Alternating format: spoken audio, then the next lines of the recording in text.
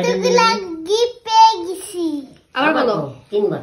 আজকে আমি এতগুলা গিফট পেয়ে গেছি। আরো 2 বার।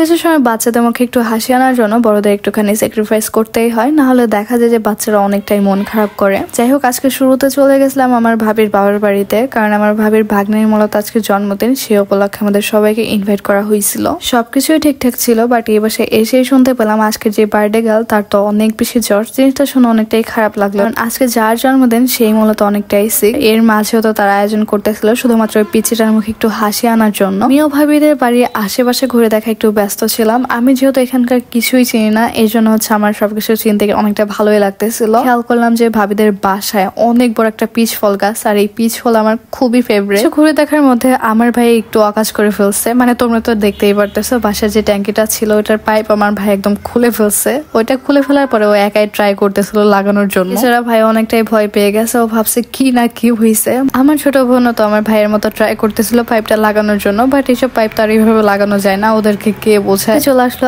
আরেকটা বুড়ি, মানে এটা আমার ভাবির আরেকটা ভাগ্নি। ও মূলত এই ছাদে এসে টাঙ্কির পানিগুলো একদম নষ্ট করে ফেলতেছিল। ভাই আমার তো একটু খারাপই লাগতেছিল যে এতখানিও পানি ও কিভাবে নষ্ট করতেছে। আমি পানি নষ্ট করতে যত মানা করলাম ও তত আরো বেশি করে করতেছিল। কি আর করার, ছোট মানুষ একটু কথা কম শোনে। আমাদের বার্থডে গার্ল আজকে ছাদে চলে আসছে, বাট সে কান্না করতে করতে আসছে। সে তার আম্মুকে খুঁজে পাচ্ছে না, এই জন্য সে অনেক বেশি কান্না করায় ব্যস্ত ছিল। কান্না থামিয়ে আমি চলে আসলাম আমার ভাবির কাছে, কারণ তার বাবার বাড়িতে এসে সে কি করতেছে এটাও তো আমাকে দেখতে হবে, তাই না? ভাবি এখানে দেখি সে রান্না করে অনেক ব্যস্ত ছিল, মানে সে শ্বশুর বাড়িতেও রান্না করে, আবার বাবার পাশে আসলে বাবার বাড়িতেও রান্না করে। কি একটা জীবন, তাই না? ম্যাচিওর হয়ে যাওয়ার পরে সব জায়গায় শুধু কাজ আর কাজ। আসার পর সবাই যখন মিলে আড্ডা দিচ্ছিলাম, তার মাঝেই দেখি বাইরের প্রচন্ড লেভেলের ঝড় আর বৃষ্টি হচ্ছে। যেমন ঝড় হচ্ছিল তেমন শিলা বৃষ্টি হচ্ছিল। তোমরা খেয়াল করলে দেখতে পাবা যে অনেক ছোট ছোট শিল পড়তেছে। আর সাথে সাথে তো কারেন্টও চলে গেল, আর সাথে সাথে পুরো রুম একদম অন্ধকার হয়ে গেছে। এর মাঝে আমরা সবাই তো একটু টেনশনে পড়ে গেলাম যে আজকের বার্থডেটা আমরা কিভাবে সেলিব্রেট করব। পরে এই ঝড়ের মধ্যেও অন্ধকারের মধ্যেও আমরা সবাই ফোনে লাইট জ্বালিয়ে তারপরে সেই বার্থডেটা আজকে সেলিব্রেট করতেছিলাম। এই একটা মাত্র পিচ্চির মুখে হাসি আনার জন্য আমরা সবাই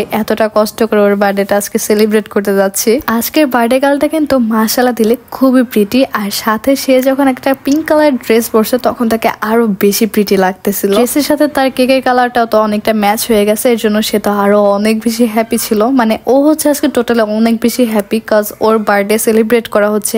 এত বেলুন, এত মানুষ, এত সুন্দরভাবে আয়োজন করা হয়েছে, এটার জন্য খুবই খুশি ছিল। এই জন্যই মূলত আমি ভিডিও শুরুতেই বলছি কিছু কিছু সময় পিচিদের মুখে হাসি আনার জন্য বড়দের অনেকটা স্যাক্রিফাইস করতে হয়। যেমনটা আজকে আমরা এই ঝড় বৃষ্টির মধ্যেও কারেন্ট ছিল না, তারপরেও আমরা আজকে ওর বার্থডেটা সেলিব্রেট করছি। এটার জন্যই সে আজকে অনেক বেশি হ্যাপি ছিল।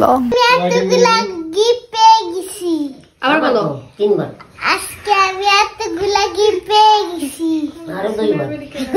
আজকে